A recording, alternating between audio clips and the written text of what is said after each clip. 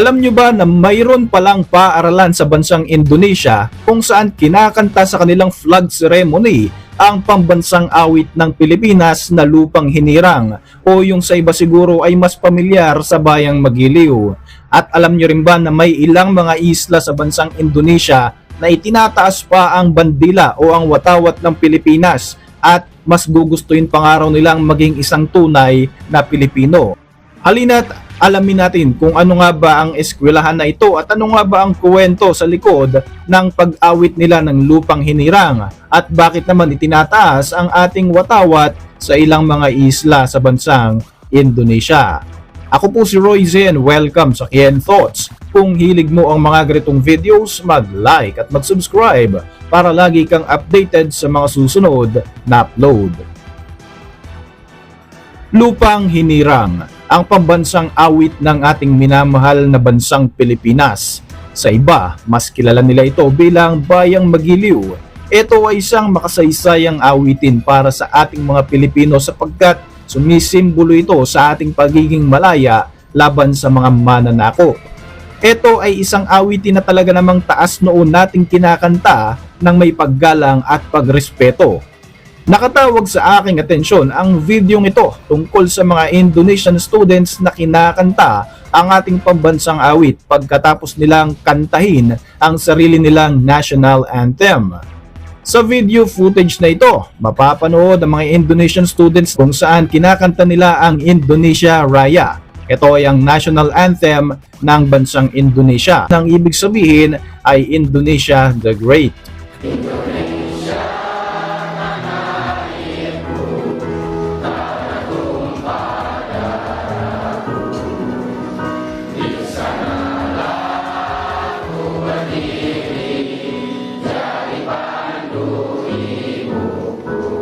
Pero nang matapos na nga sa pagkanta ang mga Indonesian students na ito, nagsimula ng patugtugin ang pambansang awit ng Pilipinas at kinanta ito ng maayos at ng may pagrespeto ng mga estudyanteng ito.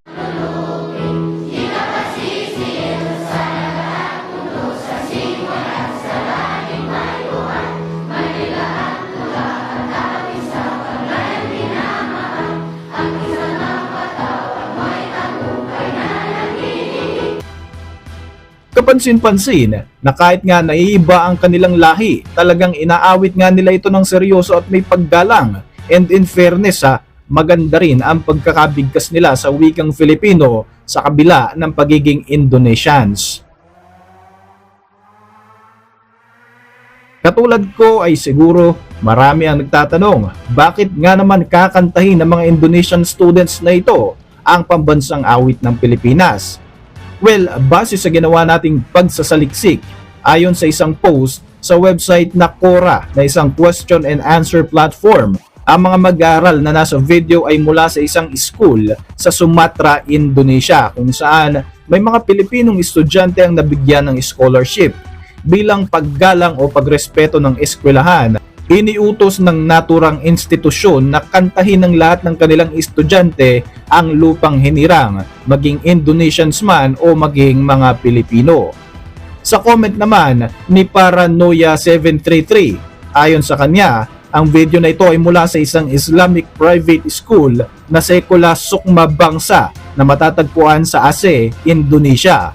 Maraming mga Filipino Muslim students di umano nag-aaral dito mula sa southern part ng Pilipinas, which is ang Mindanao area. Dagdag pa ng nagkomentong netizen, napaka-importante daw para sa mga Indonesian educators na ma-preserve ang nationalism at values para sa mga Filipino students sa kanilang paaralan. Kaya naman ginawang mandatory o isang utos ang pagkanta ng Lupang Hinirang pagkatapos nilang kantahin ang Indonesian National Anthem tuwing magsasagawa sila ng flag ceremony. Malaking tulong din daw ito para mapag-aralan ng mga Indonesian students ang kultura at values nating mga Pilipino. Sinubukan kong tingnan kung ano ba itong paaralan ng Sekolah Sukma Bangsa. Ito ay matatagpuan sa Aceh Province sa Sumatra, Indonesia. Tugma sa mga impormasyon na ibinigay ni Ben Haryo at Paranoia. Although hindi ito sapat para makumpirma kung totoo nga bang naging mandatory ang pag-awit ng lupang hinirang sa eskwelahan na ito. Gayunpaman, napakalaking bagay na naipapakita ng ating kapitbahay na bansa sa Southeast Asia ang pagbibigay ng halaga at respeto sa ating kasaysayan sa pamamagitan ng pag-awit sa Philippine National Anthem ng may paggalang at pagrespeto.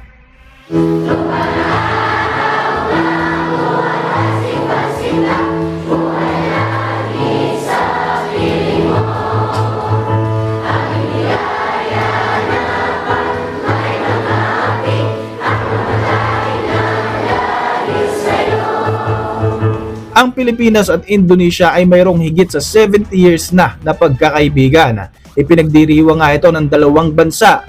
Ito ay tinatawag na Philippine-Indonesia Friendship Day tuwing January 15 upang mas lumalim pa ang ugnayan at relasyon ng ating mga bansa.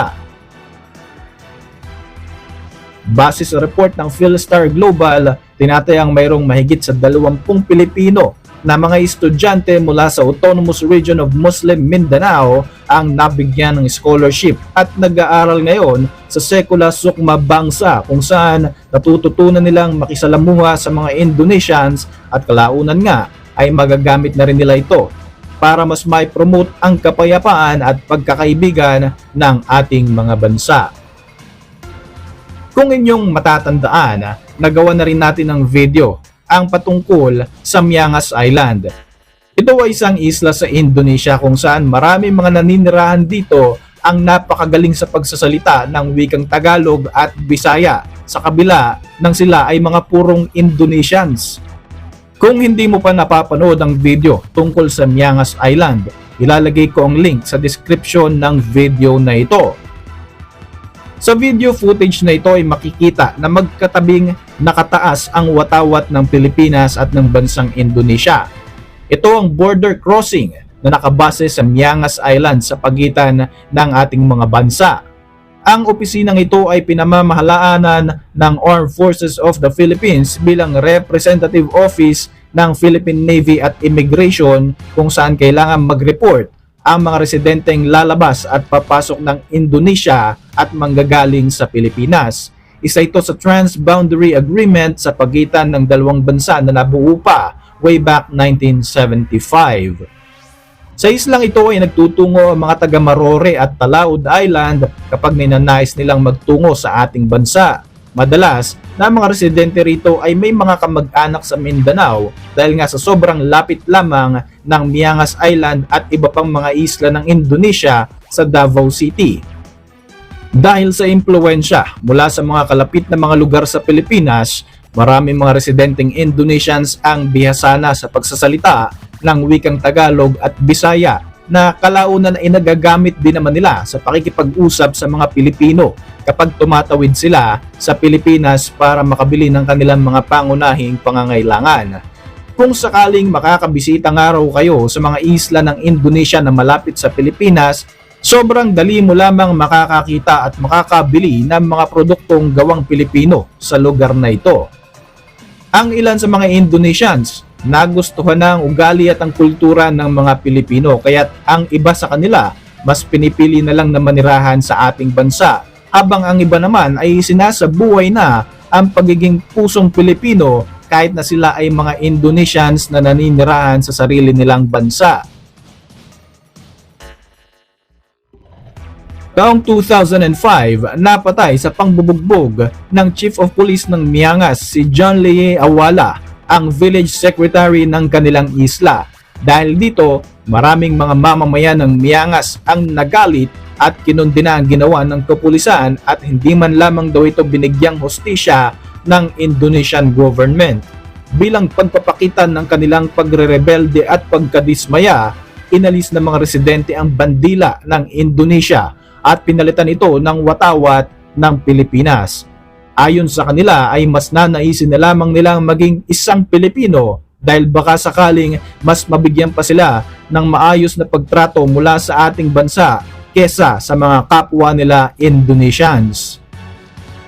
Taong 2014 naman, may isang insidente ang naganap sa Talaud Island kung saan may isang grupo ng mga Indonesians ang nagtaas ng watawat ng Pilipinas at ikiniklaim na pinipili nila ang maging isang Pilipino. Sinasabing ang grupo ng mga Indonesians na nagtaas sa bandila ng ating bansa sa Talaud ay hindi masaya sa naging resulta at mga proseso sa naganap na eleksyon. Kaya naman mas gusto na lamang daw nilang maging Pilipino. Para sa inyong mga reaksyon, mag-iwan lang ng komento sa ibaba ng video na ito. At para manatiling updated sa ating mga susunod na upload, siguruhing mag-subscribe. I-like mo na rin ang ating mga videos bilang suporta. Muli, ako po si Roy Z at maraming salamat sa patuloy na pagsubaybay sa ating channel.